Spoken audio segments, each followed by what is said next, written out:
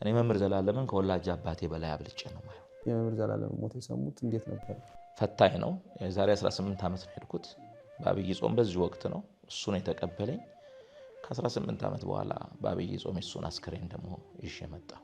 በበዓላት በሶስት መንበር ተቀድሶ 40 ደቂቃ 50 ደቂቃ ይፈጃል። በሶስት በኩል ሰው እየቆረጠ ቅዱስ ቁርባን የሚቀበለው ህዝብ ማለት ነው። ያ የአገልግሎቱ ፍሬ ነው። ተደብቆ ኖሮ ተደብቆ በጎ ስራ ሰርቶ ተደብቆ የሄደ ሰው ነው። ዘላለም ያንተ መምህር ዘላለም ወንድሙ ሲሉኝ ከመደንገጥ ልክ ይሄ መብረቅ በሚጮሳት የሚፈጥረው ድንጋጤ አለ። እንደሱ አይነት ድንጋጤ ተሰምቶኝ መምህር ዘላለም ወንድሙ ማን ነው የሚለውን ነገር አስቦ ለመድረስ ጊዜ ወስዶብኛል። ህሊናዬ ስላላመነ ማለት ነው። እሱ ግን ህመሙን ችግሩን ለአንድ ሰው ሳያካፍል በውስጡ እንደያዘ ከእግዚአብሔር ጋር እንደተነጋገረ ሄደ። ስልክ ደውሎ ትንሹ ደቂቃ የሚያወራኝ 1 ሰዓት ነው። መምህር እኮ ሄደ እኮ ሐኪም ቤት አሜሪካ አይደል? አሜሪካ ሄዶ ትልቅ ሆስፒታል ስለገባ ከእግዚአብሔር ከተወሰነ ውሳኔ ምን አላመለጠኝ። ሻንጣ ሳስተካክል የዛሬ 10 ዓመት ይለብስ የነበረውን የዛሬ 10 ዓመት ያደርግ የነበረውን ሹራብ ጂንስ ነው እኔ ሻንጣ ውስጥ ያገኘው። የቀሲስ ተስፋዬ መቆያና የመምህር ዘላለም እንደ መንታ ነው እኔ ሳያችሁ የኖርኩትና። ሀገር የወጣው የኛ ወገን እግዚአብሔርን የሚያመልክበት ቦታ ያስፈልገዋል አያስፈልገው? ችግር ሲገጥም ልጆቻቸው ላይ ምናምን ስለት ይሳላሉ። የት ሆነው? እዚህ ሆነው ለዲሲዋ ማርያም ስለት ይሳላሉ።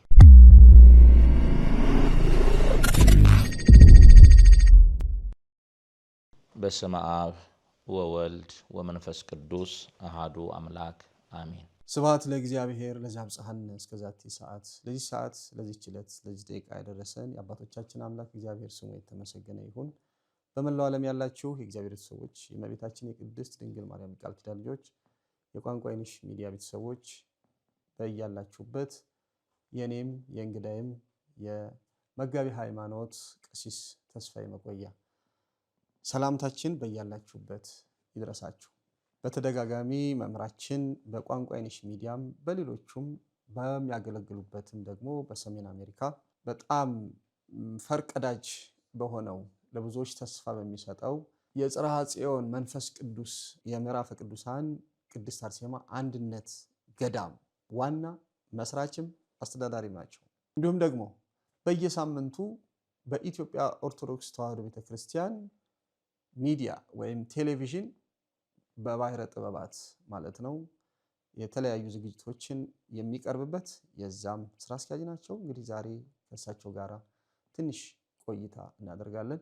በድጋሜ አሁንም በተደጋጋሚ ስለመጡና ስለሚጎበኙን ቀሲስ መጋቢ ሃይማኖት እናመሰግናለን። እኔም ክብር ያድልልኝ። በቋንቋ አይነሽ ሚዲያ ላይ እየቀረብኩኝ መንፈሳዊ መልእክቶችን እንዳስተላልፍ እድሉን ስለምትሰጡኝ ስለሰጣችሁኝ በጣም አመሰግናለሁ።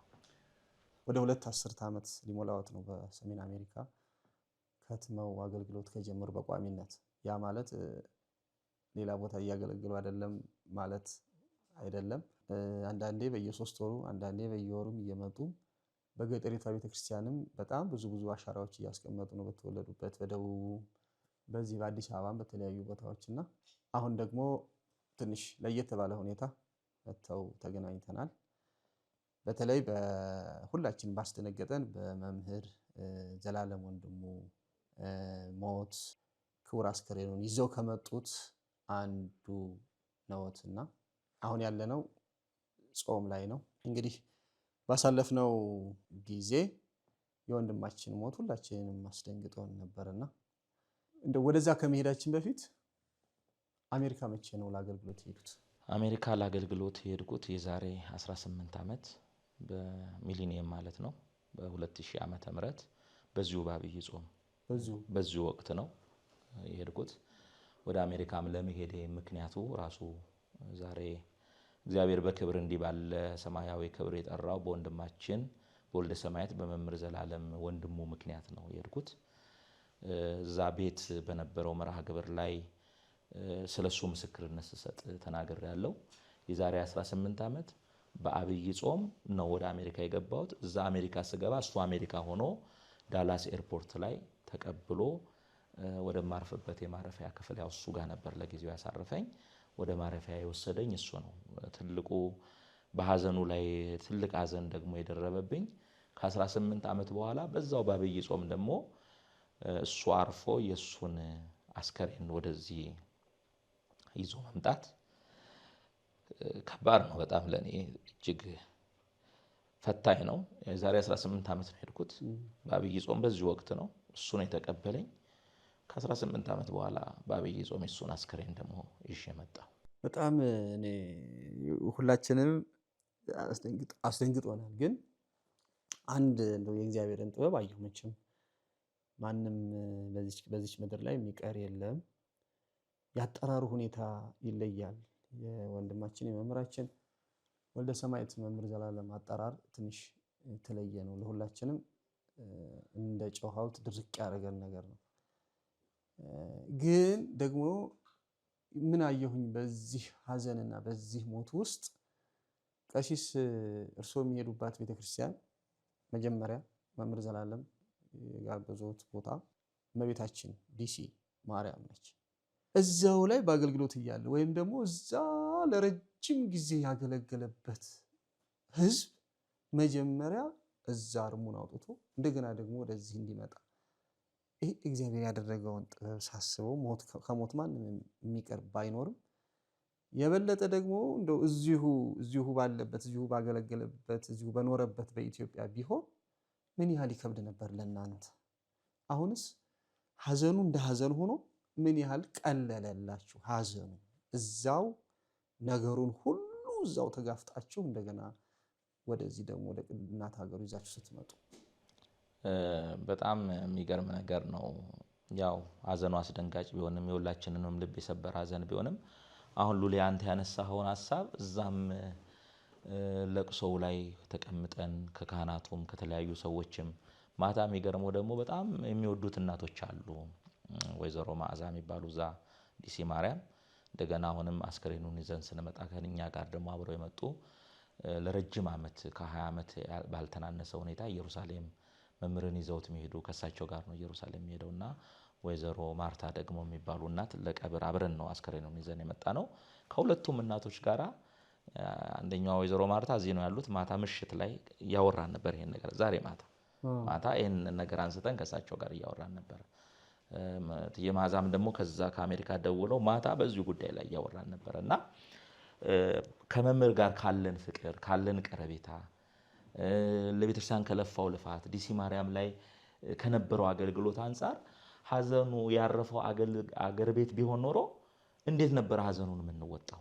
ሁለት ሞት እና እዛ መሆኑ ደግሞ እግዚአብሔር የሱንም አገልግሎት ለህዝቡም ያለውን ፍቅር ህዝቡም ለሱ ያለውን ፍቅር እግዚአብሔር ስለሚያውቅ ራሷ እመቤታችን ናት ወደ ያመጣችው። እንግዲህ እንደምታውቀው በመጣ በሰባተኛ ቀን አካባቢ ነው ያረፈው።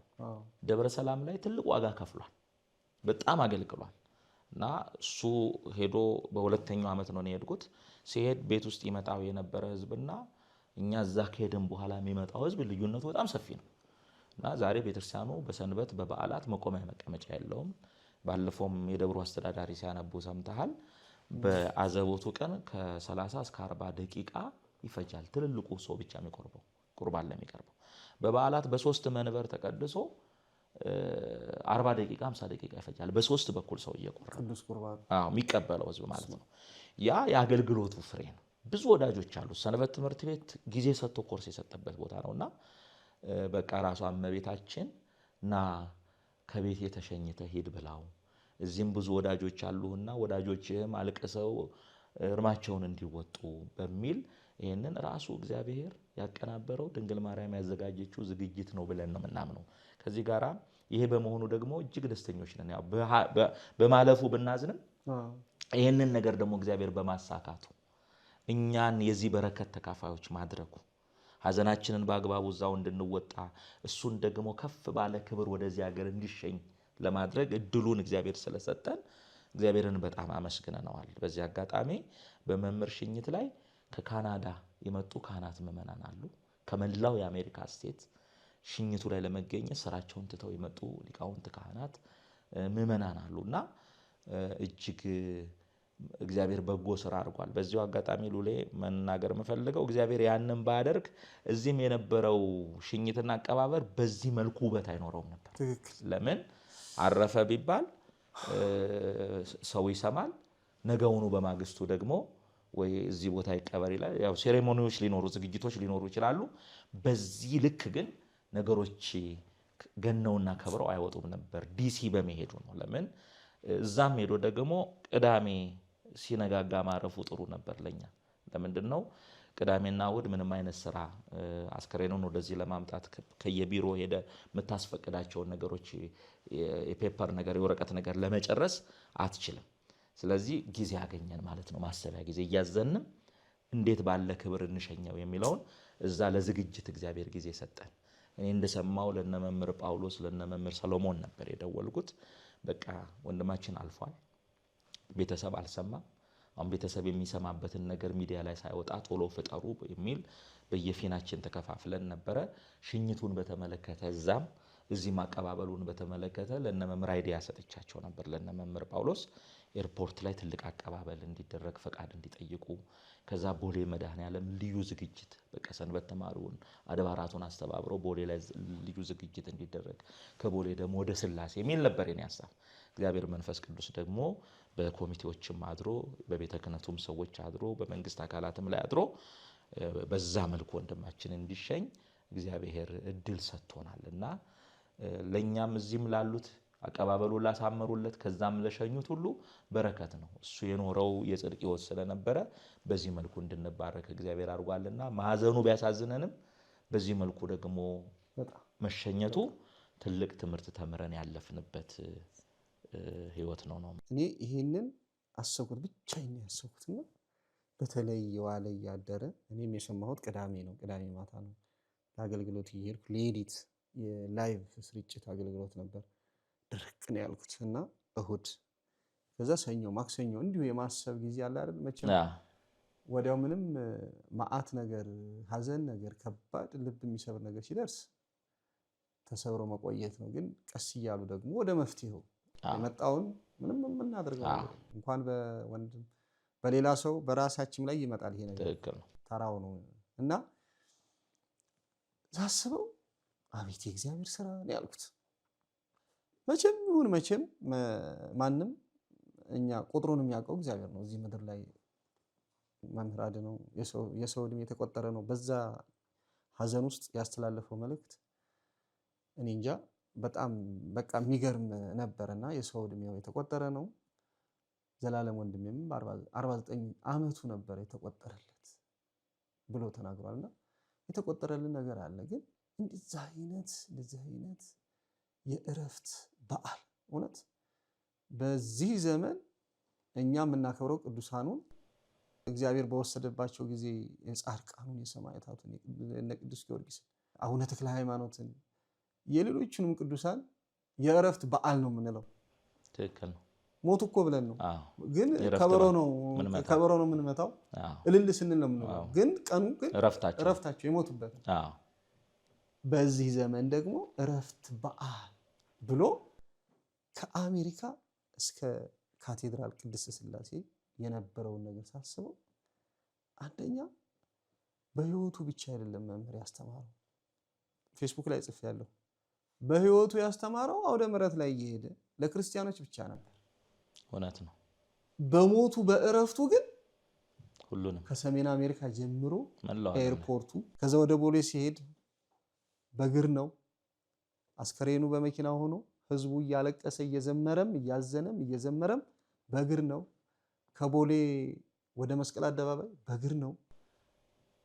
መኪኖች አሉ፣ የትራፊክ ፍሰት አለ፣ ሰው ይጠይቃል። ያ ጭራሽ መስቀል አደባባይ ላይ ያ ሁሉ ህዝብ ስራ ዘግቶ ስራ ቆሞ ፖሊሶቹ የጸጥታው ይሄ ምን ማለት ነው? አሁን እዛ ላይ የሚያየው ምንድን ነው? ኦርቶዶክስ ብቻ አይደለም፣ ከኦርቶዶክስ ውጪ ሞቱም ሰበከ። በመላው ዓለም እኮ ነው። አሁን አንተ በገለጽካቸው ኤሪያዎች ብቻ ሳይሆኑ የእሱ እረፍት ለሚያምነውም ለማያምነውም በመላው ዓለም የተገለጠ ነው። ግን ይሄ ለምን ሆነ የሚለውን ደግሞ እንደው አብሮ ማየት ያስፈልጋል። ይሄ ለምን ሆነ? ለምሳሌ ሉሌ አንተ እንግዲህ ቀላል እድሜ አይደለም። አንተም ከመምህር ጋር ያገለገልክበት እድሜ ምን ያህል ይሆናል? ቴዎሎጂ ከነበርክበት ቁጥር 1 ያወጣው መቼ ነበር? ቁጥር 1 ቴዎሎጂ 94 ሳልገባ 92 መመኪያ ርስቴ የሆነች። ስለዚህ 25 ዓመት አንተ ከመምህር ጋር በአገልግሎት ኖረሃል። 25 ዓመት። በ25 ዓመት ጉዞ ውስጥ የመምህርን ህይወት ታውቀዋል። መምህር ዘላለም አንደኛ ከንቱ ውዳሴ የሚፈልግ ሰው አይደለም። ታይታ የሚፈልግ ሰው አይደለም። አገልግሎ በአገልግሎቱ ልክ አውደ ምሕረት ላይ ሲወደስ ውዳሴ የሚፈልግ ሰው አይደለም። በዘመኑ ያለን አገልጋዮች እኮ ትንሽ ነገር ሰርተን በትንሿ ነገር ብዙ ምስጋና የምንፈልግ ሰዎች ነን። ራሳችንን እኮ ሚዲያ ላይ አውጥተን ይሄን ሰርቼ እናድርጌ እንፈጥሬ ብለን ጽድቃችንን ራሳችንን የምናወራ በ1998 አካባቢ መጋቢ ሃይማኖት ብለው ያው በዚህ በደቡብ ታውቀው ነው የነበረኝን አገልግሎት በቦረና አይተው አቡነ ሳይሮስ ያንን ስም ሰጥተውኛል። ስሙ ስጠራበት ነው የኖርኩት። አሁን አሜሪካ ደግሞ እጄ እግዚአብሔር ረድቶኝ እነዛ ነገሮች ከተሰሩ በኋላ አቡነ ፋኑኤል ያኛው አትላንቲክን አሻግሮሃል፣ አሁን ደግሞ ብዙ ፍሬ አፍርተሃልና መላከመዊ ብለው ስም ሰጥተውኝ እየተጠራሁበት ነው። መምህር እኮ ብዙ አባቶች የማድረግ ስም ሰጥተውታል። ያንን ስም ተጠርቶበት አያውቅም። አውጥቶትም ተቀብሎትም ተጠርቶበትም አያውቅም። በዚህ ምድር ላይ ክብር ሽልማት ላደረገው ነገር ይሄን አደረክ ተብሎ እንዲመሰገን አይፈልግም። እንደው ሰዎች ሊያመሰግኑ ሲሉ እንኳን የሚደበቅ ሰው እና የሰራቸው ስራዎችን አሁን ለምሳሌ መምህር የሰራቸው ስራዎች አሉ። ምናልባት መናነሳበት ወቅት ሊኖር ይችላል። የሰራቸውን ስራዎች አንድም ቀን ይሄን ስራ ሰርቻለሁ ይውልኝ ብሎ አደባባይ ላይ አውጥቶ አሳይቶ አያውቅም። ተደብቆ ነው የሰራው። ተደብቆ ብቻ አይደለም የሰራው፣ ተደብቆ ነው የኖረው። እስቲ መምህርን ከአውደ ምሕረት ውጪ እዚህ ቦታ አይቸው አውቃለሁ ብሎ የሚል ሰው ካለ ምናልባት ወይ መኪና ስለሚነዳ ወይ ነዳጅ ሲቀዳ ወይም መኪና ሰርቪስ ያስደርግ ሰው አይቶት ሊያውቅ ይችላል። እኔ በህይወቴ 23 ዓመታችን ነው እኔና መምህር በአገልግሎት ከተገናኘን። አንድ ቀን እባክህን እኔና አድነው ለምነው ነው እስቲ አንድ ቀን ቁጭ ብለህ ከኛ ጋር ምሳ እንኳን አብረን ብላ እስቲ እናውራ እንጫወት ምሳ። አንድ ቀን ሜክሲኮ አንድ ቦታ ስሙ ረስቼዋለሁ፣ ሰው ማይገባበት ጭር ያለ ቦታ ጓሮ ሄደን በህይወት ዘመኔ ሆቴል ውስጥ ከሱ ጋር አንድ ቀን እንጀራ ምሳ አብሬ በልቼ አውቃለሁ። ከዛ ውጪ እንኳን አብረ ማዕድ ለመካፈል አገልግሎት ስትወጣ ካልሆነ በስተቀር የትም ቦታ የማይገኝ ተደብቆ ኖሮ ተደብቆ የሞተ ሰው ነው። ዲሲ ላይ ያ ሁሉ ሺህ ህዝብ ወዳጅ እያለው ሆስፒታል ሲገባ የሚያውቀው አንድ ሰው ነው። ሊያርፍ አንድ ቀን ሲቀረው አንድ ካህን ነው የሚያውቀው። ጤነኛ ነኝ ሄዱ ብሎ ማንም በሌለበት ነርሱ ኢትዮጵያዊ ነበረ። እሱ ባለበት አንድ ሰው ነርሱ ባለበት ነው ያረፈው። ሰው አጠገቡ ሰው አልነበረም። ተደብቆ ኖሮ ተደብቆ በጎ ስራ ሰርቶ ተደብቆ የሄደ ሰው ነው። ስለዚህ እግዚአብሔር የዚህን ዓለም ከንቱ ውዳሴ፣ የዚህን ዓለም ሙገሳ፣ የዚህን ዓለም ክብር ንቀህ ተደብቀህ ኖረሃል። ስለዚህ እኔ ደግሞ ክብርህን በእረፍት ቀን ገልጠዋለሁ ብሎ ያከበረው አምላክ ተደብቆ ሲያገለግለው ራሱን ሰውሮ ሲያገለግለው የነበረው አምላክ ክብሩን በአደባባይ እንደገለጠለት ለታይታ ለከንቱ ውዳሴ ምን ሮጠውን አገልጋዮችን ደግሞ በዚህ መልኩ አክብራችሁኝ ብታገለግሉ እኔ በዚህ መልኩ አከብራችኋለሁ። ክብርን ከሰው አትፈልጉ፣ ክብርን ከራሳችሁ አትፈልጉ። አክባሪው እኔ ነኝ።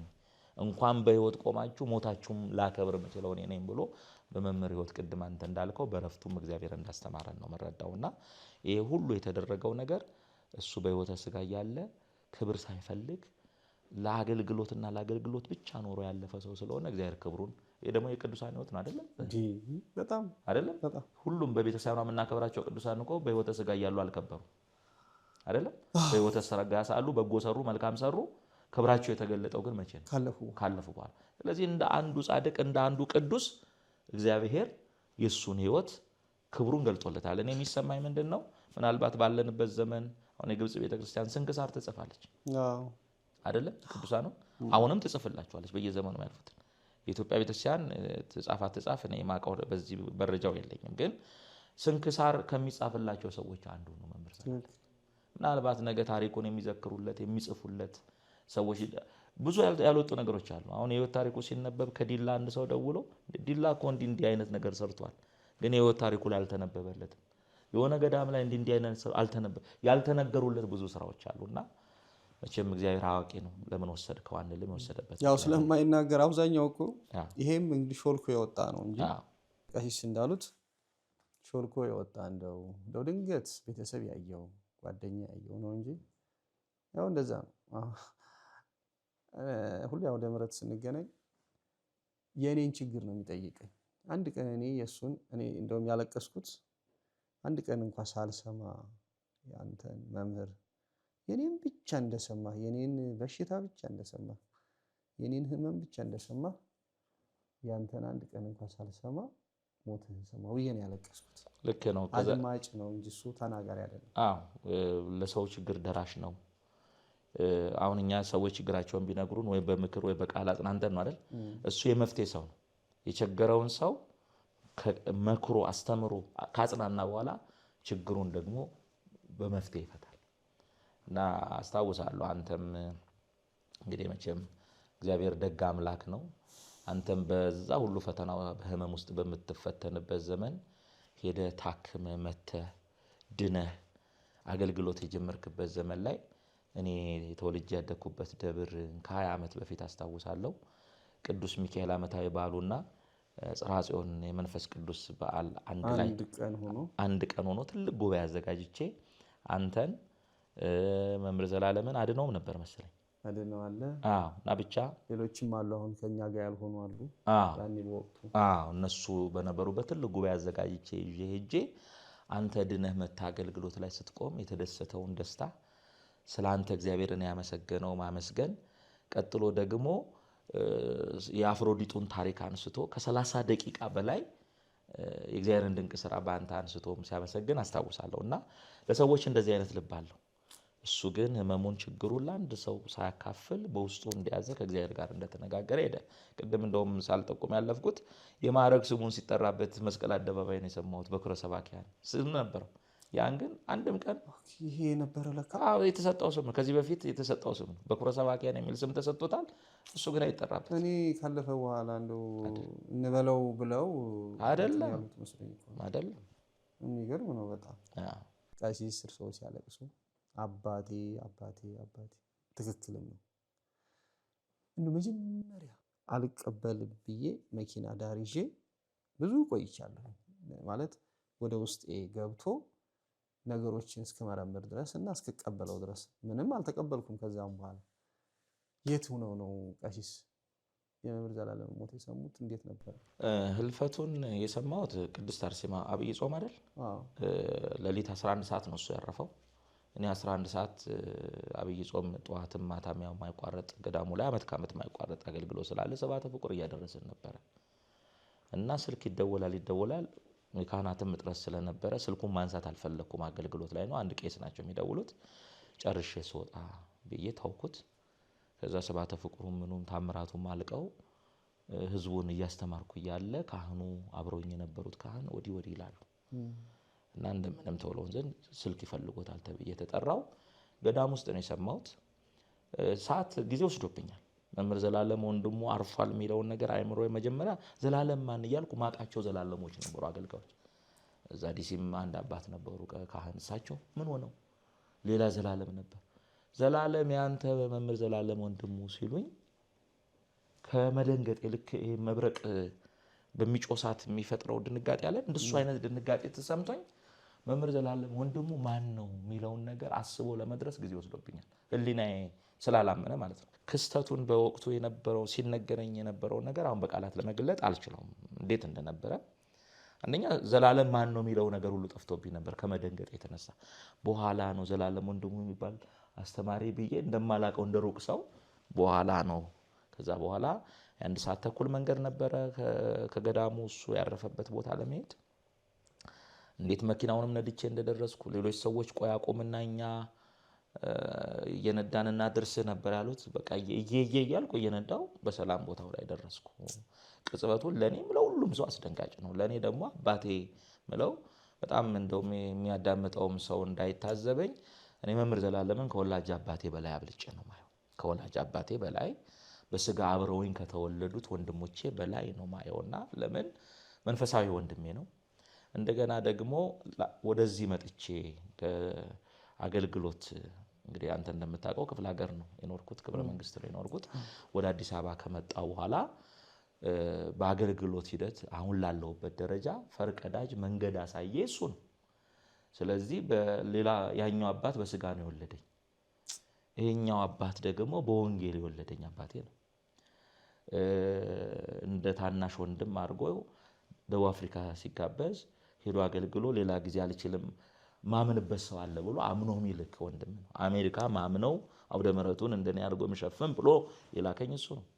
እዚህም የነበሩትን አገልግሎቶቼ የአገልግሎት በሮችን እግዚአብሔር የከፈተው በመምህር ዘላለም ወንድሙ በኩል ነው። እንደገና ደግሞ እንደምታውቀው አገልግሎት ብዙ ፈተናዎች አሉበት። በተለይ አሜሪካ ሆኜ አገልግሎቴን እግዚአብሔር ስለወደደው በህዝቡ የተወደደ ስለነበር ጾሩ ደግሞ የዛኑ ያህል ከባድ ስለነበር ያን ፈተና በእግዚአብሔር ቸርነት በድንግል ምልጃና በመምህር ዘላለም ወንድሙ ምክር ነው ያለፍኩት። ታገስ፣ እንደዚህ አድርግ፣ እንደዚህ በል። ስልክ ደውሎ ትንሹ ደቂቃ የሚያወራኝ 1 ሰዓት ነው። 1 ሰዓት ትንሹ ደቂቃ ነውና እሱ በምክር ባያግዘኝ ያንን የአገልግሎት መንገድ ባይከፍት ምን ባይል አሁን እኔ ላለሁበት የአገልግሎት ደረጃ ለመድረስ ነገሮች ቀላል አይሆኑም። ስለዚህ አባቴም ነው።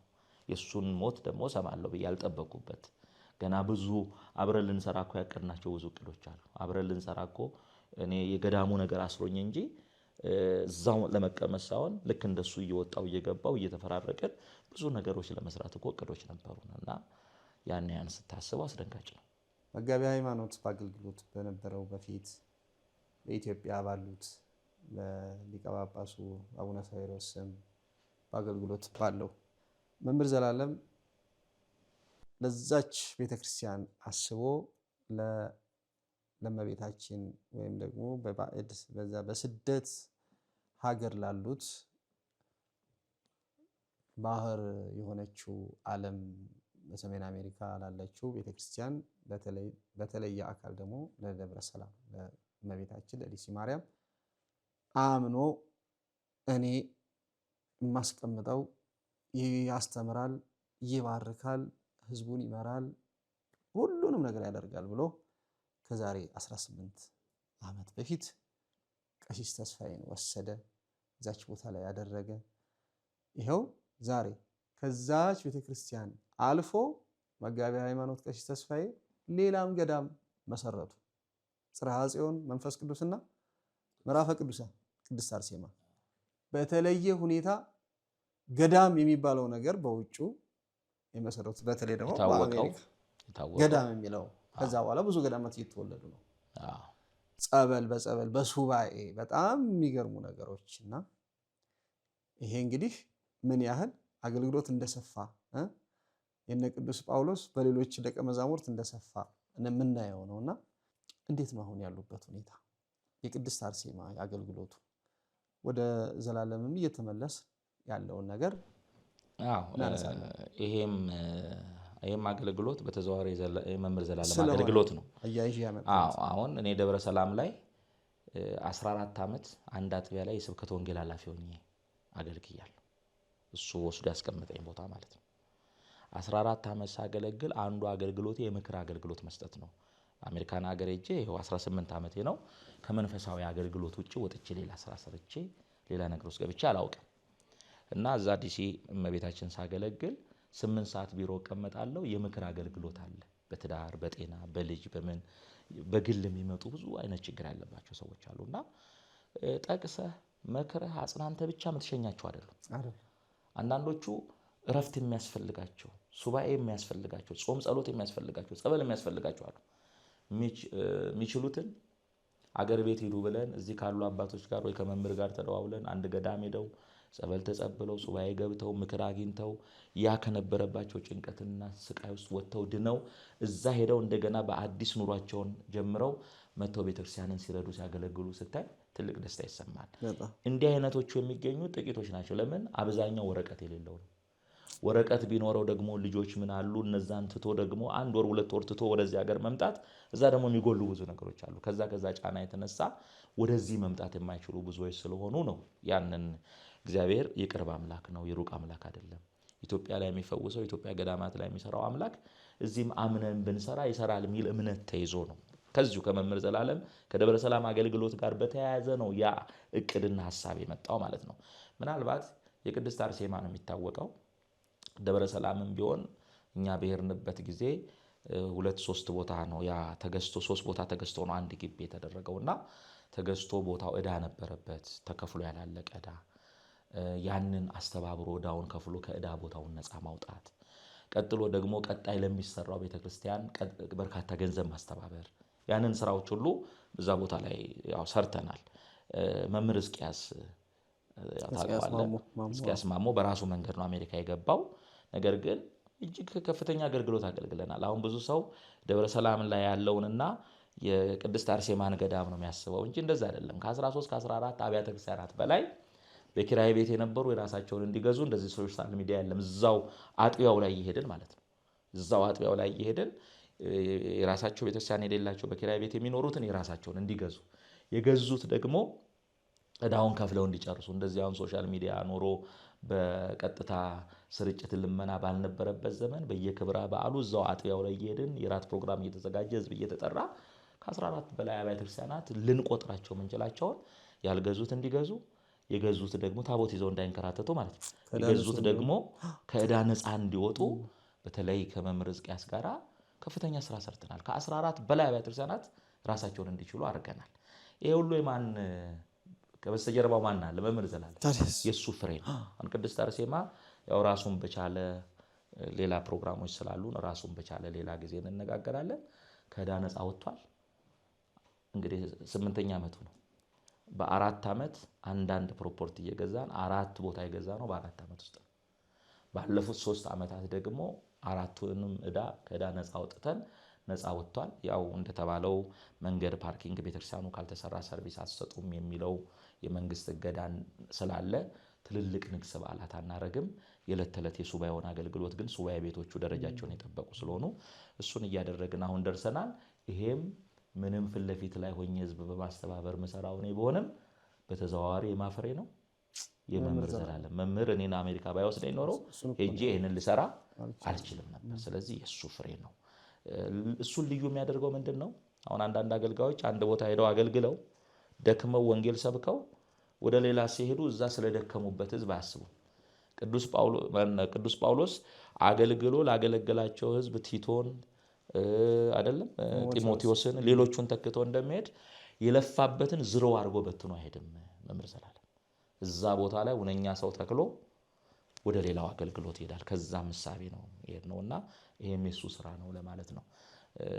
አብያተ ክርስቲያናት በረፍቱ ምክንያት ትብብር ሲያደርጉ የቅድስት አርሴማ ገዳም ተናግረዋል። ሌላ ቦታም የቅድስት አርሴማም ኮሚቴዎች መምህራችን መምህር ተስፋዬ ይሄንን ስራ መጥቶ ቢሰራም በስተጀርባ ለዚህ ስራ ትልቁ ምክንያት መምህር ነው ብለው በጀት መድበው ልዩ ወጪዎች እንዲሸፈኑ አድርገዋል የገዳሙ ሰዎች። እኔ ወደዚህ ስመጣ አስከሬን ይዞ ስለሚሄድ ትኬቱን መቁረጥ ያለብን እኛንን ብለው ቆርጠው ልከዋል ገዳሙ። ለምን? የመምህር ፍሬ ነው ብለው ስለማመኑና ስራውን ዘርዝረን አንጨርስም። ይሄኛ መናቀው ነው። እኛ ማናቀው ደግሞ በሌሎች አገልጋዮች በኩል ደግሞ የተሰሩ አውሮፓ፣ አረብ ሀገር፣ አፍሪካ፣ ኢትዮጵያ ውስጥ ደግሞ በርካታ ስራዎች አሉት እና የገዳሙን ጉዳይ ሌላ ጊዜ በሰፊው አንስተን ብንነጋገር ጥሩ ነው። ጀነራላይዝ አድርገን እንደው ጠቅለል አድርገን አሁን በውጭው ዓለም ቤተክርስቲያን እያበራች ነው፣ ገዳምም እየመሰረተች ለትውልዱ እዚህ እስኪመጡ ድረስ እዚህ የማይመጡ ደግሞ በጣም ብዙ ነገሮች ስላሉ ወረቀት የሌለው አለ። በጣም ብዙ ነገር የተለያዩ የፖለቲካም የምንም ችግር ያለበት ግን ቤተክርስቲያን እዛው ድረስ ሄዳ እዚህ ያለው ነገር በሙሉ በምንም ሳይጓደል እዛ አለ ለትውልዱ ደርሳለች እና ሩቅ ሳንሄድ በዚህ 10 ዓመት ምን ያህል ለውጥ አለ ጠቅላላ በአውሮፓም ይሁን በአሜሪካም ይሁን በአውስትራሊያም ቤተክርስቲያን ለልጆቿ ምን ያህል ለውጥ አላት አሁን የደረሰችበት በዚህ በ18 ዓመቴ ነው አይደለ? በዚህ በ18 ዓመት ውስጥ የቤተክርስቲያኒቱ ፍጥነት ስፋት በቃል የሚነገር አይደለም። በአንድ ዓመት ውስጥ 4-5 አብያተ ክርስቲያናት ይተከላሉ። ለምሳሌ አሁን እኔ ባለሁበት እኔ ዋሽንግተን ዲሲና አካባቢው ሀገረ ስብከት የህዝብ ግንኙነትና ሚዲያ ክፍል ኃላፊ ነኝ። ስለዚህ ከሀገረ ስብከቱ የሥራ አመራሮች መካከል አንዱ ነኝ። በአቡነ ፋኑኤል ነው የሚመራው ዋሽንግተን ዲሲ፣ ሜሪላንድ፣ ቨርጂኒያ እና ዴላዌር የሚባሉ እነዚህ ስቴቶች በአቡነ ፋኑኤል ነው የሚመሩት። በዚህ በ18 ዓመት ውስጥ እጅግ በርካታ አብያተ ክርስቲያናት ተቋቁመዋል እና አሁን ስንት እንደደረሰ ታውቃለህ? ዲሲ፣ ሜሪላንድ፣ ቨርጂኒያ እና ዴላዌር እስካሁን አልተተከለም። ብዙ ጥቂት ኢትዮጵያውያን ናቸው ያሉት። ያው ወደፊት መተከሉ አይቀርም። አሁን ወደ 50 አብያተ ክርስቲያናት ደርሷል። አብዛኛዎቹ አብያተ ክርስቲያናት ደግሞ ራሳቸውን እየቻሉ ነው። ምንድነው ራሳቸውን እየቻሉ? ቅድም እንዳልኩት በኪራይ ቤት አይደሉም። እየገዙ የሚገዙት ደግሞ በጣም ሂውጅ የሆነ ትልልቅ ነው። ለምሳሌ አሁን ከሚቀጥለው አሁን ከነገ ቅዳሜ ጀምሮ በሜሪላንድ የሆተ ምስራቅ ኪዳነ ምሕረት መምህር ብርሃኑ ጎበና መልአከ አርያም ብርሃኑ ጎበና የሚያስተዳድሩት ቤተክርስቲያን በ12 ነው በ13 ሚሊዮን ብር የተገዛ ትልቅ ቤተክርስቲያን ዶላር ማለት ነው። ዶላር ካልተሳሳትኩ እስከ 14 ሚሊዮን ብር ይፈጃልና በጣም የተገዛ ትልቅ የገበያ ማዕከል ነው። ማርኬት የሚባል የቤተክርስቲያን ቅርጽ ያለው ትልቅ ቦታ ነው የተገዛው። ለብዙ ሰዎች መገልገያ ለህፃናት ማስተማሪያ የሚሆን ቦታ ተገዝቷልና ያንን ቦታ እንደውም አሁን ለአገልግሎት ለማብቃት የገቢ ማሰባሰቢያ ይደረጋል። ምናልባት ይህንን መልእክት የምትሰሙ በዲሲ በሜሪላንድ በመላው ዓለም ያላችሁ ያንን ቤተክርስቲያን እንድትደግፉ በዚሁ መልእክቴን አስተላልፋለሁና ምን ለማለት ነው ቤተክርስቲያኒቱ በጣም ሰፍታለች። ገዳማቱ እየተተከሉ ነው። አብያተ ክርስቲያናት እየሰፉ ነው። አሜሪካን ሀገር የሚወለዱት ልጆች ሴቶቹ ወደ ዝማሬው ወንዶቹ ወደ ክህነት እየመጡ ነው። አሁን እግዚአብሔር ይመስገን 4 ልጆች ወልጃለሁ። 2 ወንዶች 2 ሴቶች። 2 ወንዶች ዲያቆናት ሆነዋል። አሜሪካ ተወልደው አድገው ዲያቆናት ሆነው ራሳቸውን ችለው እየቀደሱ ነው ያሉት እና ይሄ የሚያሳየው ምንድነው አብያተ ክርስቲያናቱ በመስፋታቸው ምክንያት እዛ ያለው ትውልድ ቤተክርስቲያኑን እየተረከበ ነው። አሁን እኛ የህዝብና የአሕዛብ አገልጋይ የሚባሉ አሉ አይደል? በሐዋርያት ዘንድ ጴጥሮስ የህዝብ አገልጋይ ነው፣ ጳውሎስ የአሕዛብ አገልጋይ ነው። ልክ እንደዛው እኛ ሄደን የኛኑ ህዝብ ነው በእኛው ቋንቋ እያገለገልን ያለ ነው።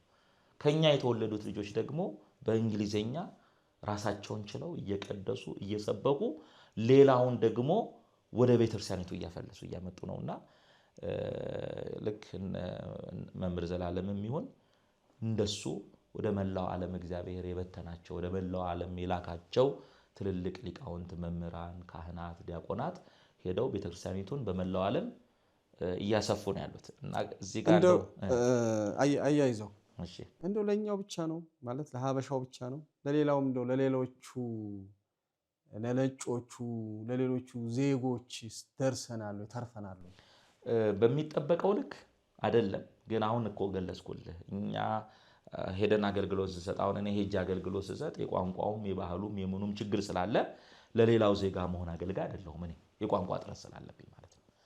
ግን እዛ ሄጄ የነበረውን ህዝብ እያገለገልኩኝ ያ ህዝብ ደግሞ እዛ ሀገር ላይ ምን ይሆነ እየወለደ ነው። ነገርኩህ እኔ ሄጄ በ18 ዓመት 4 ልጅ ወልጃለሁ።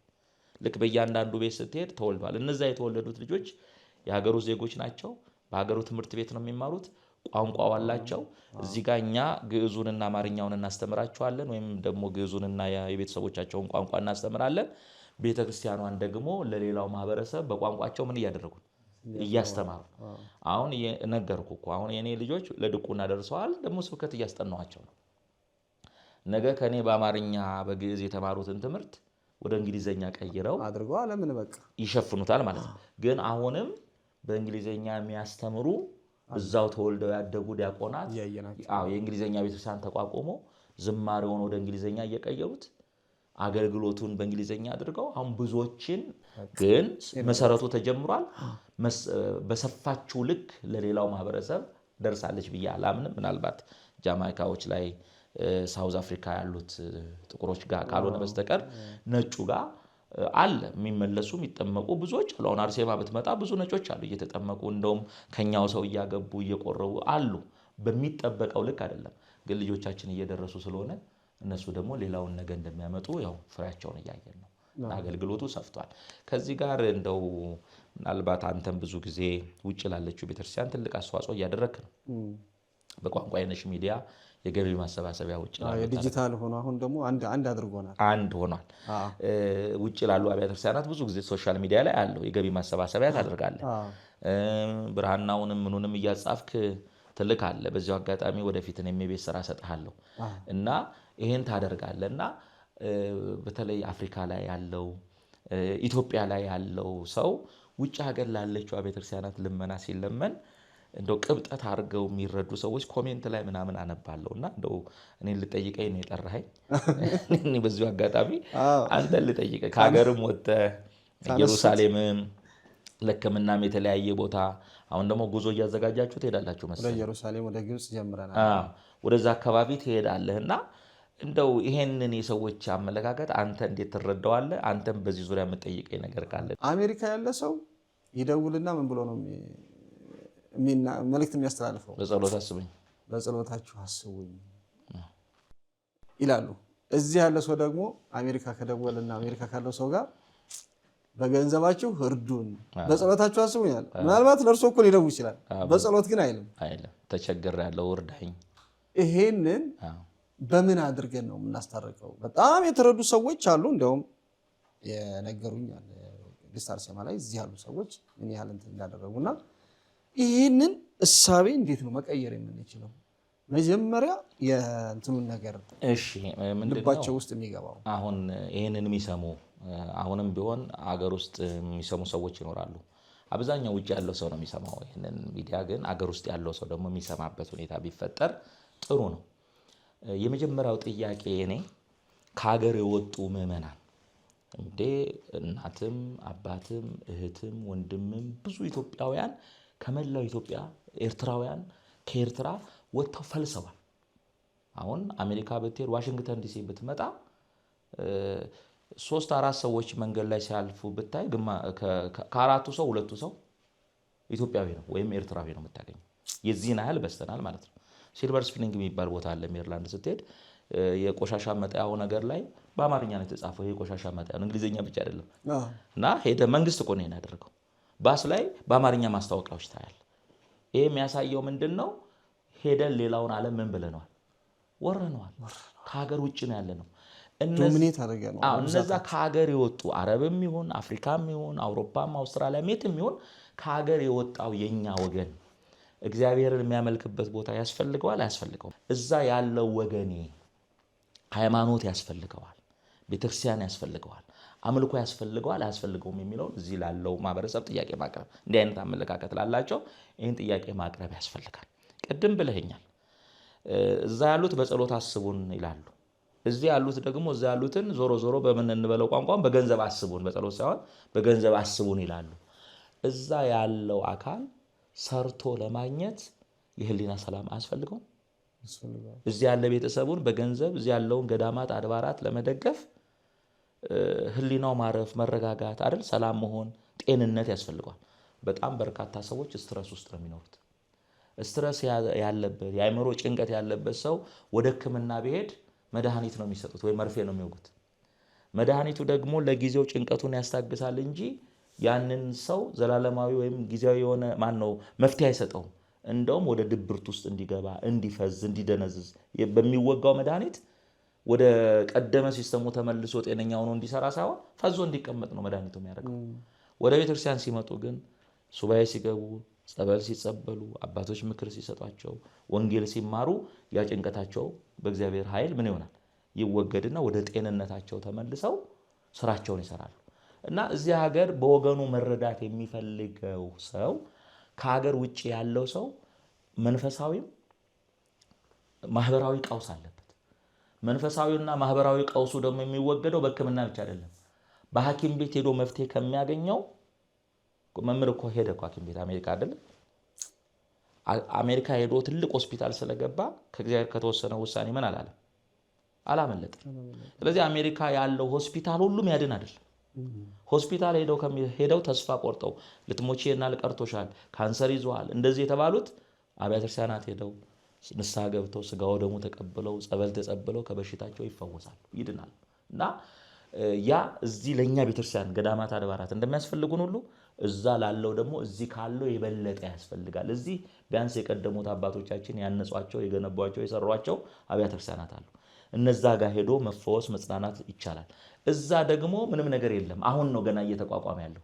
ስለዚህ አሁን እኔ ባለሁበት ከተማ ውስጥ ቅድም በነገርኩ በ50ዎቹ ቤተክርስቲያን ውስጥ ቢያንስ በትንሹ 30ው ቤተክርስቲያን ግንባታ ይፈልጋል። ከ50ው 30ው ቤተክርስቲያን በቃ የተሟላ ነገር አሟልተው በአገሩ ሕግ አገልግሎት ለመስጠት ገንዘብ ይፈልጋል። እዛ ደግሞ ቤተክርስቲያን ውስጥ መጥቶ ገንዘብ የሚሰጠው አካል ዩቲሊቲውን፣ መብራቱን፣ የካህናቱን ደሞዝ ያለውን ነገር ሸፍኖ ያንን ደግሞ ግንባታ ለመገንባትና እንትኑን ለማድረግ በጀቱ አይበቃም። ስለማይበቃ ወዴት ይሄዳል? ወደ ልመና ይወጣል። እናንተን ለምኑ የሚለው የእናንተ ሚዲያ ቋንቋ አይነሽ የሚሆን የትኛውም አሁን በቤተክርስቲያን ዙሪያ የሚሰሩት ሚዲያዎች ሁሉ ዓለም አቀፍ ምንድናቸው ተደራሾች ናቸው። እዛ ጋር ያለው የቅድስት አርሴማ ፌስ ችግሩን ለመግለጥ ከሚደርሰው መድረስ ይልቅ ቋንቋ አይነሽ የሚደርሰው ስለሚበልጥ ደውለን ቋንቋ አይነሽ እንዲህ አይነት ጉዳይ ስላለብን የመላው ዓለም ህዝብ ችግራችንን አይቶ እንዲረዳን ነውና ከአሜሪካ ላፕቶፕ ከአሜሪካን ስልክ አይደል ከአውሮፓ ከውጭ ሀገር እዚህ ለሚያስፈልገን ነገር ቁሳዊ ነገር አስፈልጎን አምጡልን እንደምንል ሁሉ እዛ ያለችው ቤተክርስቲያን እዛ ያለው ምዕመናን ደግሞ ከዚህ የሚፈልገው ነገር አለ። እኔ አሁን እንደ ምሳሌ አድርጌ ማነሳው የቅድስት አርሴማን ገዳም ስናቋቋም እግዚአብሔር ረድቶን ፈቅዶልን ስናቋቋም ከሚያቋቁሙት ኮሚቴ መካከል ወለተ ሚካኤል ወለባ የምትባል እህት አለች። ከመጀመሪያው ጀምሮ እስካሁን ትልቅ ስራ ነው የምትሰራው ለገዳሙና የሷ ወላጆች ይመጣሉ ለረፍት ቫኬሽን ወደዛ ሀገር ይመጣሉና መተው እሷ መሰራውን እኛ ምን ሰራውን ምን ለፋበትን አዩ። ልክ ቤተክርስቲያኑ በሚቋቋምበት ጊዜ ከዚህ ጽናጽል መቋሚያ 24 ካባ ጥንግ ድርብ እነዚህን ነገሮች አሰርተው ላኩልን ማለት ነው። የት ነው የሚኖሩት? እዚህ ነው የሚኖሩት። አልባሳት እንደሌለን ስላወቁ ከዚህ ሰርተው ላኩ። ያ ገዳም አሁን ከአውሮፓ ከአውስትራሊያ ከካናዳ ከመላው አሜሪካ መቶ ሱባኤ የሚገባበት ነው። በተዘዋዋሪ ውጭ ሀገር ያለውን አገልግሎት እዚህ ሆነው ምን አደረጉ? ረዱ ማለት ነው። ልክ እንደዛ ከዚህ ከኢትዮጵያ ሆነው እኔ አውቃለሁ ልጆቻቸው ይጠሯቸውና አሜሪካ ይመጣሉ። ዲሲ ደብረ ሰላም ብትመጣ ዲሲ ማርያም የሚቆመው ማህሌት ሰዓታቱ ቅዳሴው አገልግሎቱ እዚህ ከተማ ውስጥ አታገኝም። በቃ ገዳም ደብረ ሊባኖስ ያለህ ነው የሚመስለውና ብዙ እናቶች እዛ መተው ልጆቻቸው ጋር ይቆዩና እዚህ ሀገር ቤት ይመለሳሉ። ችግር ሲገጥም ልጆቻቸው ላይ ምናምን ስለት ይሳላሉ። የት ሆነው? እዚህ ሆነው ለዲሲዋ ማርያም ስለት ይሳላሉ። እግዚአብሔር ምስክሬ ነው የምነግርህ ነገር። እንግዲህ እዚህ እኮ ስንት ገዳማት አለባራት አሉ። እንደው ያ ጥብሽ የሰው ስለት የምትሰሚ የዲሲዋ ማርያም ብለው ከዚህ ተስለው ስለታቸውን ዲሲ የሚያስገቡ ሰዎች አሉ። ስለዚህ ቤተክርስቲያንን እንደዛች እንደ እንቁራሪቷ እንዳናስብ። እዚህ ኩሬ ውስጥ የምትኖር እንቁራሪት አለች አሉ። ኩሬ ውስጥ ነው የምትኖረው። ክብ ነው ኩሬው። ቀና ስትል ሰማዩን ታየዋለች። ሰማዩ የምታያት በኩሬው የአፍ ልክ ነው። ስለዚህ እዛ የምትኖርበት እሷ ከምትኖርበት ከምትንቀሳቀስበት ስፔስ ውጪ ሌላ ስፔስ ያለ አይመስላትም። ብትወጣ ግን ከኩሬው ምን አለ? ሰፊ ነው ዓለም አይደል? ስለዚህ እኛ ልክ እንደምንኖርበት መንደር እንደምንኖርበት ሁኔታ ነው ቤተክርስቲያንን የምንለካት በእኛ የእውቀት ልክ ነው። ቤተክርስቲያን እኮ ከምትጠራበት መጠሪያ አንዱ ዓለም አቀፋዊት ናት፣ ኩላዊት ናት አይደል? ምድራዊ ብቻ አይደል፣ መንፈሳዊት ናት። በምድር ያለች የሰማይ መግቢያ ደጅ ናት። ስለዚህ እዚህ ያለው አጥቢያ ቤተክርስቲያን ለመገንባት የምዕመናን አስተዋጽኦ እንደሚያስፈልገው ሁሉ ከሀገር ውጭም ያለችው ቤተክርስቲያን አስተዋጽኦ ያስፈልጋታልና የሰው ግንዛቤ መለየት ያለበት ምንድነው? ትንሽ አንዳንድ ሰዎች ግንዛቤ ላይ እንዲደርሱ የምፈልገው አሜሪካ ያለ ህዝብ ሁሉ ሀብታም አይደለም። እንደውም ኢትዮጵያ ከሚኖረው አውሮፓ ሌላው ዓለም የሚኖረው ህዝብ የሚያሳዝን ነው አይደለም? ኢትዮጵያ የሚኖረው ሰው ለራሱ ነው የሚኖረው። ቢለፋም ቢደክምም እዚሁ ለቤተሰቡ እዚሁ ላለው ለራሱ ነው። ከሀገር ውጭ ያለው ሰው ለራሱ ይኖራል። እዛ መሰረታዊ ነገሮች የቤት ኪራይ ያለበት፣ ዩቲሊቲ ያለበት፣ መኪና የሚነዳው ለቅንጦት አይደለም። ከመኖሪያ ቤቱ ስራው ቦታ በጣም ሩቅ ስለሆነ ግዴታ መኪና ያስፈልጋል። ከሀገር ውጭ ያለ ሰው መኪና ጫማ ነው። እነዛን የራሱን ፍላጎቶች አሟልቶ እዛ ደግሞ ያለችው ቤተክርስቲያን ይሄው የምትገለገልበት ነው፣ የምትቆርብበት ነው፣ ልጆችን የምታቆርብ እንደዚህ ነው እርዳ ብላ እዛ ላለች ቤተክርስቲያን እዛ ሁሉ አልፎ እዚህ ቤተሰቡን ምን ያደርጋል? ጎረቤቱን ይረዳል፣ ገዳማት አድባራት ይረዳል። እና በብዙ ጭንቀት ውስጥ ያለ ስለሆነ ከሀገር ውጪ ያለ ሰው አዎ ተመችቷቸው ደልቷቸው ለከሌም ሳይሉ ለብቻቸው የሚኖሩ አሉ። ይሄ ከኋላ በዲቪ በምን የሄደው አብዛኛው ሰው ግን ከራሱ አልፎ ለሌላው የሚኖር ስለሆነ ውጭ ያለችው ቤተክርስቲያንም እርዳታ ስለሚያስፈልጋት ከቻላችሁ መርዳት ነው። ይሄን መልእክት ከቻላችሁ በሚደረገው በሚጠየቀው ነገር ከማጉረምረም እንደ ቅብጠት ከመቁጠር እርዳታውን ማድረግ ካልተቻለ ደግሞ ለሚሰሩትና እግዚአብሔር ለፈቀደላቸው ሰዎች እድሉን መስጠት እንጂ እንደ ቅብጠት አርጎ መተቸቱ ተገቢ ነው ብዬ አላምንም። ማን ይናገር የነበረ ነውና አይደለም።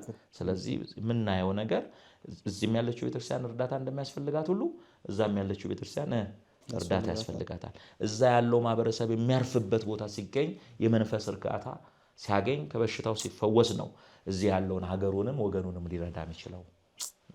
በጣም ነው ትክክል ነው። ዋናው ነገር ደግሞ የምንዘረጋው ምናልባት ከዚህ ሁነን ወደ አሜሪካ ላለችው ቤተክርስቲያን ሲዘረጋ ለአሜሪካ መንግስት ወይም ለአሜሪካ ላለው ምናምን የሚመስለውም አለ። የምንዘረጋው ለቤተክርስቲያን ነው። ቤተክርስቲያን ደግሞ በየትኛውም ቦታ የእግዚአብሔር ቤት ናት። የትኛውም ቦታ የምንዘረጋው የምንሰጠው አሜሪካ፣ አውሮፓ፣ ኢትዮጵያ መሆኑ ሳይሆን ሸጎሌ ወይ ቦሌ መሆኑ ሳይሆን እግዚአብሔር ላዘዘኝ የኔን ቤት እሰራበታለሁ ብዬ ላመንኩበት ለላይኛው ለሰማያዊ ቤቴ ነው። ይሄን ነው የመጀመሪያ ሐሳቤ ማድረግ ያለብንና እኔ ኢየሩሳሌም ስንሄድ ከዚህ የሚልኩ ሰዎች እኮ አሉ። ይሄን ስጥልኝ ቆይ ሉሌ ለኢየሩሳሌም ስጥልኝ ተገቢ እኮ ነው።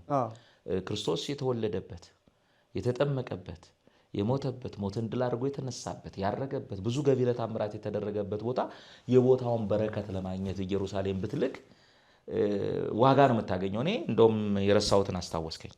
ኢየሩሳሌም የኛ ገዳማትና አድባራትን አይታለል። እነዛን እነማን ናቸው የተከሏቸው የሰሯቸው? ከዚህ ሄዱ ድሮ የነበሩ ነገስታት፣ መኳንንት፣ መሳፍንት አይደል? ለስማቸው መጠሪያም ቢሆን ሲሄዱ የሚጸልዩበት የሚያርፉበትን ቦታ ወርቅና ብራቸውን ከዚህ ልከው ዛሬ ኢየሩሳሌም ገዳማትና አድባራት አሉን የምንለው የኢየሩሳሌም መንግስት የገዛልን ቦታ አይደለም። ኢየሩሳሌም ያሉ ሀብታሞች ገዝተው የሰጡን ቦታ አይደለም። እዚህ የነበሩ አይደለም ነገስታቶቹ ከኃይለ ሥላሴ ሆኑ ከሳቸው ከአፄ ምኒልክ ዘመን ጀምሮ የነበሩ ሰዎች የገዟቸው ያቋቋሟቸው ቦታዎች አሉ። እነዛን ነው ዛሬ የኛ የኢትዮጵያ ኦርቶዶክስ ተዋሕዶ ቤተክርስቲያን ገዳማትና አድባራት ነው የምንለው።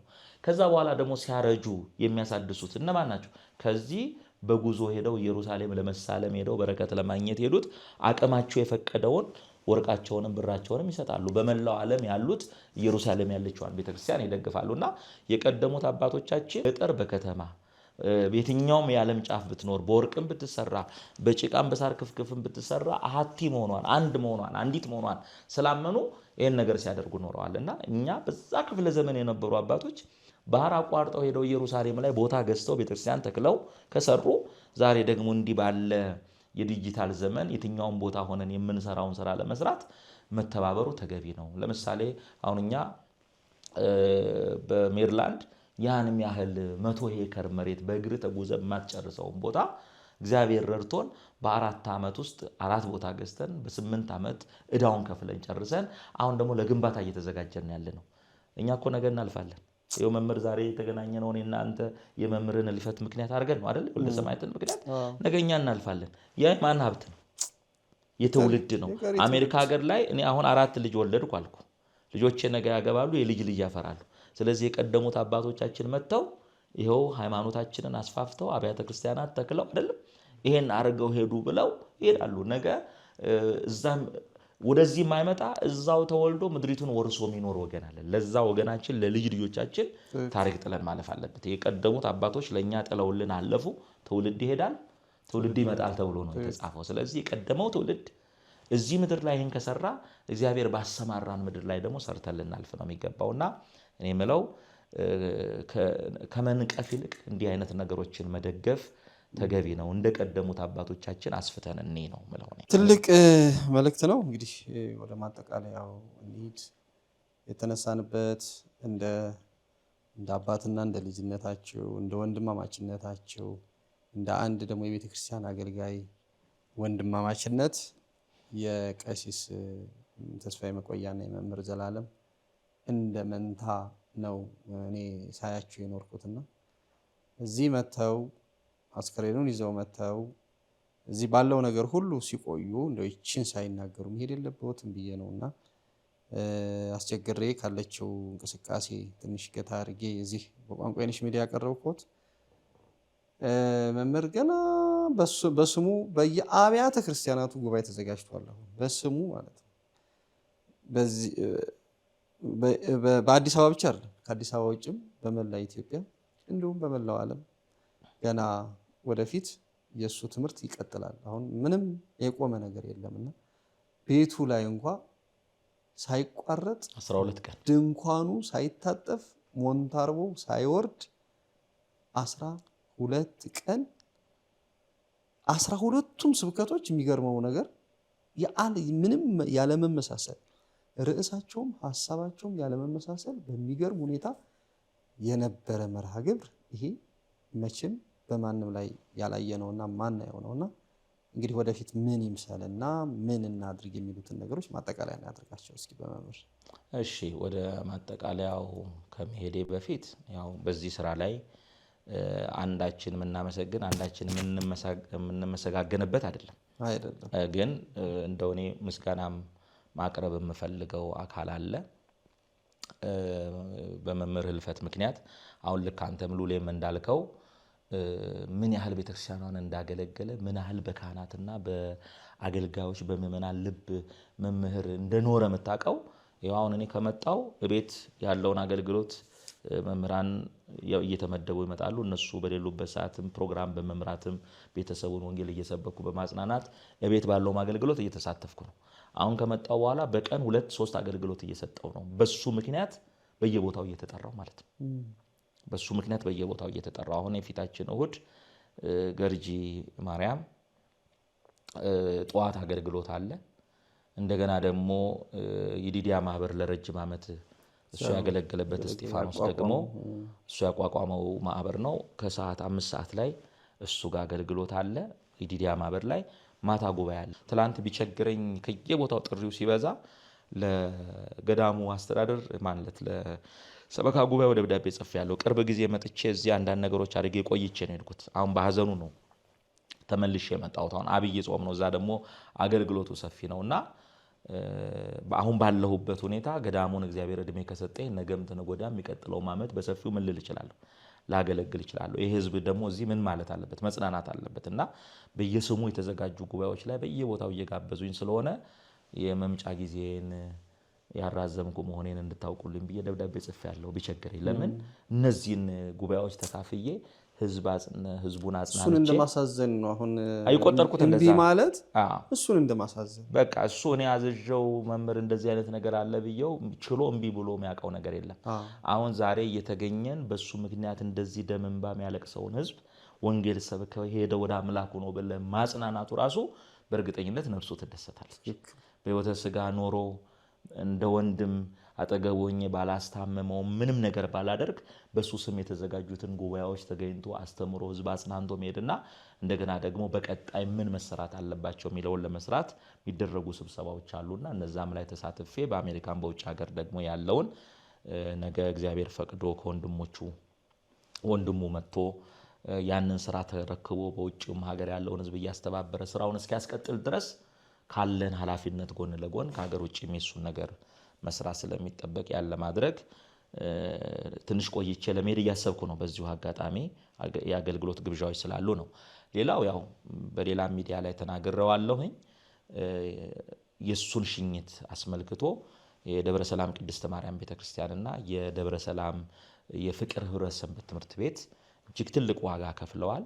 በመላው አሜሪካ ያሉ ካህናት ትኬት ቆርጠው ወዳጆቹ ምዕመናን ትኬት ቆርጠው ካናዳ ያሉት እነ መምህር ኃይለ ጊዮርጊስ ሁሉ ሳይቀሩ ትኬት ቆርጠው መጥተው ከፍተኛ ሽኝት ነው የተደረገው። እዛ ያሉትን ያው መንፈሳዊ ግዴታ ቢኖርባቸውም በዛ መልኩ ወንድማችንን እንዲያከብረው ስለላኩ እኔ ለነሱም ትልቅ ምስጋና ማቅረብ ፈልጋለሁ። ቀጥሎ ደግሞ የኢትዮጵያ አየር መንገድ ከዛ ከዳላስ ኤርፖርት ጀምሮ ቦሌ መድኃኔዓለም እስከምንደርስ ድረስ ያደረገልን እንክብካቤ በእውነት ድሮም ምንኮራበት ትልቁ መኩሪያችን ነው የኢትዮጵያ አየር መንገድ። አሁን ደግሞ በዚህ መልኩ የተደረገልንን ነገር በጣም ነው ትልቅ ምስጋና እኔ ማመስገን የምፈልገው። ቀጥሎ እዚህ የነበረው ኮሚቴ ከጠቅላይ ቤተ ክህነት ከአዲስ አበባ ሀገረ ስብከት ጀምሮ አድባራት አስተዳዳሪዎች፣ የሰባኪያን ህብረት፣ የዘማሪያን ህብረት የነበረውን ነገር ስታይ ያው ተናግረዋለሁ ከዚህ በፊትም በቅዱስ እስጢፋኖስ ሞት ክርስቲያኖች ተበትነው ክርስትናን በዓለም ሲያስፋፉ በመምህር ሞት ደግሞ በዓለም የተበተኑት አንድ ላይ ተሰብስበው በአንድ አይነት መንፈስ በዚህ ሁኔታ ወንድማችንን ከፍ ባለ ክብር መምህር ዘላለም አይደለም የከበረው የኢትዮጵያ ኦርቶዶክስ ተዋሕዶ ቤተክርስቲያን ናት የከበረችውና ትልቅ ነገር ነው የተደረገው። ትልቁ ነገር ግን ስሜታዊ ሆነን ስለሱ መመስከሩ መናገሩ ምኑ ጥሩ ነው ተገቢ ነው። ስሜታዊ ሆነን ማለፍ ብቻ ሳይሆን ከሱ ህይወት ተምረን እኛም እንደሱ እሱ ቤተክርስቲያንን አክብሯታል፣ አስከብሯታል፣ ወንጌልን አክብሯል፣ ወንጌልን አስከብሮ ነው ያለፈው እና እኛም እንደሱ ቤተክርስቲያንንና ወንጌልን አስከብረን በጣም ከመምህር መወድለት ዘመን ሲመጣ ከዘመን ጋር የሚገለባበት ሰው አልነበር። በየትኛውም ዘመን አቋሙ አንድና አንድ ነው፣ ወንጌል መስበክ፣ እውነትን መመስከር ነው። ብዙ እኮ አገልጋዮች ከዘመኑ ጋር አብረን ተመሳስለን ለመኖር የተሰጠንን ክብር ጥለን ዘመኑን መስለን ለማለፍ የጣርን ሰዎች አለን። እሱ ግን ስለሚገደሉትም ስለሚታረዱትም ስለሚፈናቀሉትም መከራ ስለሚደርስባቸውም እውነት ተናግሮ እውነት መስክሮ ያለፈ ሰው ነውና እኛም በመምህር ሕይወት እያንዳንዳችን እኔም ሌሎችም አገልጋዮች ራሳችንን እንድናይ ይፈልጋሉ። እንደው ዝም ብለን ህልፈቱ እንዲነበር አገልግሎቱ እንዲነበር ከማለት ከሱ ሕይወት የምንማራቸው ነገሮች። ሌላው መምህር ቁሳዊ ነገር የሚያጓጓው ሰው አልነበረም። ምናልባት እዛ ቤት በነበረው ምስክርነት ላይ ተናግሬያለሁ። እቃውን የሱን እቃ ይዤ ሻንጣዎቹን ይዤ መጣሁ። ሻንጣ ሳስተካክል የዛሬ 10 ዓመት ይለብስ የነበረውን የዛሬ 10 ዓመት ያደርግ የነበረውን ሹራብ ጂንስ ነው እኔ ሻንጣ ውስጥ ያገኘው። አውሮፓም ይዞር አሜሪካም ይዞር ለብዙ ሰዎች የሚረዳ ሰው እንደኛ በተለያየ ልብስ ማማር አቅቶት አይደለም። ዓለም ውስጥ ኖሮ ቁሳዊ ነገር ሳያጓጓው በቃ ሌላ ቤት ተሰርቶልኛል ብሎ በምድር ተቀምጦ ሰማያዊ ቤቱን ሲሰራ ያለፈ ነውና እኔ ራሴንም ይሄን መልእክት የምትከታተሉ በተለይ ደግሞ ዓለምን ንቆ ሰው በምንኩስና ዓለም ውስጥ ኖሮ እኮ ዛሬ ለቁሳዊ ነገር እኮ የሚሽቀዳደሙ ሰዎች አሉ። ከሌህም ቤት ሰርቷል ከሱ የበለጠ ቤት ልስራ ከሌኛውን ብራንድ መኪና ገዝቷል ብለው በምንኩስና ሕይወት ውስጥ ኖረው በመንፈሳዊ ዓለም ውስጥ ኖረው ይሄ የሚያጓጓቸው ሰዎች በበዙበት ዓለም እያለው ዓለምን ንቆ ያለፈ ሰው ነውና ከሱ ሕይወት ብዙ ልንማር ይገባናል። እግዚአብሔር በሕይወቱ ብቻ ሳይሆን በሞቱ አስተምሮናል። በሌላ ቋንቋ ምን ማለት ነው? ይሄ የምትጓጉለት ቁሳዊ ነገር የምትጓጉለት ጊዜያዊው ዓለም ሀብት ለማካበት ቤት ለመስራት ይሄን ለማድረግ የምትለፉለትን ዓለም ልክ እንደ መምህር አንድ ቀን እንደዚህ በልጅነት እድሜ በድንገት ተጠርታችሁ ልትሄዱ ትችላላችሁ ብሎ የሱን ሕይወት መማሪያ አድርጎ አስተምሮናል። እሱ ለዓለም አልጓጓም። ለዛ ነበር የተዘጋጀው። በቃ ይበቃልና ወደምትናፍቀውና እረፍ ተብሎ ነው ያረፈው። እኛ እንግዲህ በምድርም ሳናርፍ በሰማይም ሳናርፍ ተቅበዝብዘን እንዳንቀር በጎ ሰርተን እንድናልፍ ይርዳን ነው የምለው። እኔ የወንድማችንን የወልደ ሰማያትን ነፍስ በገነት በመንግስተ ሰማያት ያሳርፍልን። በሱ ጉዳይ በገንዘባቸው በእውቀታቸው በጊዜያቸው የለፉትን ሁሉ እግዚአብሔር ይጠብቅልን። አደራ ምለው በዚሁ አጋጣሚ እሱ የጀመራቸው ነገሮች እንዳይቋረጡ ወደፊት በዚህ መልኩ ነው የሱ ስራዎች የሚቀጥሉት የሚለው አዋጅ ለመላው ዓለም ይታወጃል። በሱም የሚቋቋሙ ነገሮች ይኖራሉ። የዛን ጊዜ ሁላችሁም የሱ ወዳጆች መሆናችሁ የሚረጋገጠው የሱን ራእይ ስታስፈጽሙ ነው። ቋንቋይነሽ ሚዲያንም አመሰግናለሁ። ሉሌ በዚሁ ትልቅ የምስራች ነግሬ ሄዳለሁ። ያው የቅድስት አርሴማን ገዳም አስመልክቶ የዛሬ 3 ዓመት አካባቢ ገዳሙ የደረሰበት ችግር በዓል ማክበር እንደማንችል እንደተከለከልን ወደ 46 ሚዲያዎችን ይዘን 3 ብፁዓን ሊቃነ ጳጳሳት ይዘን መግለጫ ሰጥተን ነበር እና ያው ከዛ ጊዜ ጀምሮ በአዋጅ የተደረገ የንግስ በዓል የለም። በድብብቆሽ ጥቂት ሰዎች በተገኙበት እንዳይታጎል እያደረግን በድብብቆሽ ሱባኤውና ጸበሉ እንዲቀጥል አድርገን ነው ያለነው። ግን ወደ ልመና ችግሩን ተናገራችሁ። ለምንድን ነው ወደ ልመና ማትገቡት?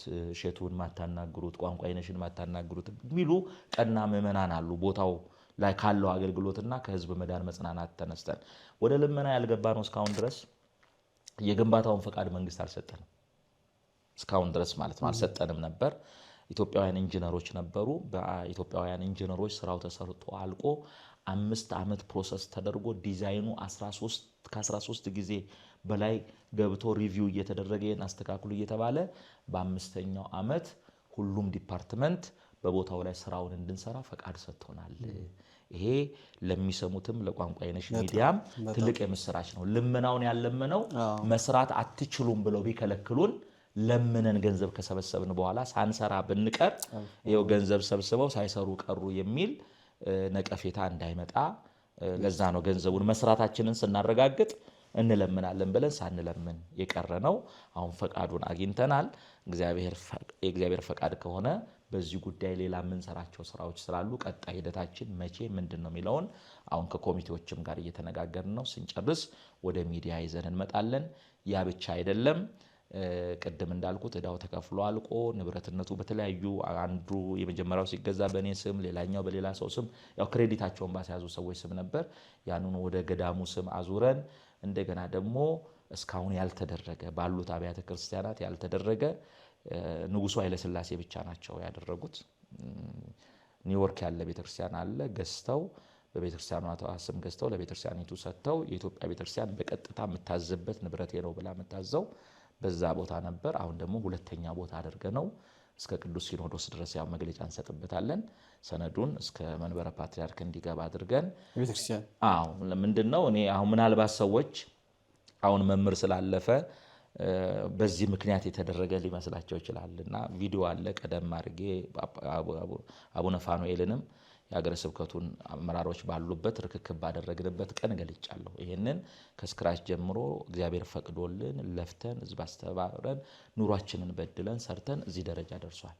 ይሄንን መስመር ሳናስይዘው ብናልፍ ትውልድ ይረግመናልና ንብረትነቱ የገብረ ማርያምም የወልደ ማርያምም የሆነ ኮሚኒቲም የግለሰብም ሳይሆን የኢትዮጵያ ኦርቶዶክስ ተዋሕዶ ቤተክርስቲያን ንብረት እንዲሆን ሰነዱን ለሀገረ ስብከቱ አስረክበናል። ይሄንን አሁን ገና ቅዱስ ሲኖዶስ ማያቅም 4 ወር ሆኖታል። ከ4 ወር ቀደም ብሎ አስረክበናል።